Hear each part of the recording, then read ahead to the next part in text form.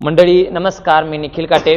आपण सध्या जिल्हा परिषद आणि पंचायत समितीचे जे काही वारं फिरलेलं आहे, जे काही राजकारण तापताना आपल्याला बघायला मिळते, या अनुषंगाने आम्ही वेगवेगळ्या भागात जात असताना खरं तर ग्राउंड रिपोर्ट असतील, त्याचबरोबर राजकीय मंडळींचे जे काही दौरे आहेत, याच अनुषंगाने सध्या आम्ही आलेगाव या ठिकाणी आलेलो आहे आणि यशराजे साळुंके पाटील खरं तर सिद्धनाथाच्या मंदिरामध्ये आलेले आहेत आणि या ठिकाणी त्यांनी दर्शन घेऊन खरं तर प्रचाराला सुरुवात केलेली आहे. दादा, तुम्ही या ठिकाणी मंदिरामध्ये आलेला आहे, तुम्ही लोकांच्या गाठीभेटी घेताय, लोकांशी चर्चा संवाद या सगळ्या गोष्टी करताय आणि प्रचाराचा शुभ मुहूर्त खरं त्या सिद्धनाथ मंदिरापासून सुरुवात करताय, काय वाटतंय? नाही, सिद्धनाथ मंदिरामध्ये गेले मी अनेक वर्ष ह्या भागातून जात असताना मी पहिल्यांदा या मंदिरामध्ये येतो, दर्शन घेतो आणि दर्शन घेऊनच मग पुढे जातो. त्यामुळं नाथाचं दर्शन घेतल्यामुळं आपलं पॉझिटिव्हिटी राहते, काम करण्याचं बळ येतं. यासाठी मी आपल्या नाथाच्या मंदिरामध्ये येऊन दर्शन करतो. येथील आलेगावकरांचे काही प्रश्न समस्या गाठीभेटी केल्यानंतर काय समोर येत आहे?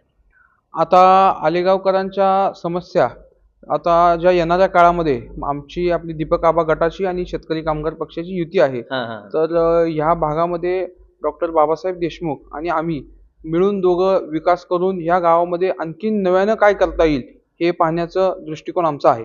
माझं नाथांकडे मागणं काय केलं की या ठिकाणी प्रचाराची किंवा तुम्ही या ठिकाणी शुभमुहूर्त केलेला आहे? नाथाच्या चरणी एवढंच प्रार्थना केलाय की बाबा, नाथाने येणाऱ्या काळामध्ये चांगल्या पद्धतीने मला संधी देऊन येथील लोकांची सेवा करण्याची चांगली संधी द्यावी आणि ती संधी देत असताना आपल्याला चांगलं बळ द्यावं, एवढीच नाथाच्या चरणी प्रार्थना केलेली आहे. येथील आता जर बघितलं तर तुम्ही खरं तर हे श्रद्धास्थान मानलं जातं, आलेगावकरांचं असेल किंवा या भागातलं असेल.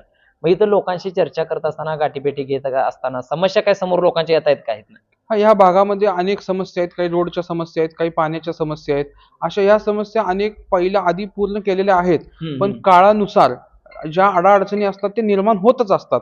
तर ज्या आता आपण नवीन आधुनिक पद्धतीने कशा ह्या समस्या सोडवल्या जातील, जे करून की ह्या आता समस्या टिकतील अनेक वर्षापर्यंत, अशा पद्धतीने आपल्याला काम करायचं आहे, टिकाऊ काम करायचं, समस्या निर्माण होणार नाहीत अशा पद्धतीने काम करायचं. बरं.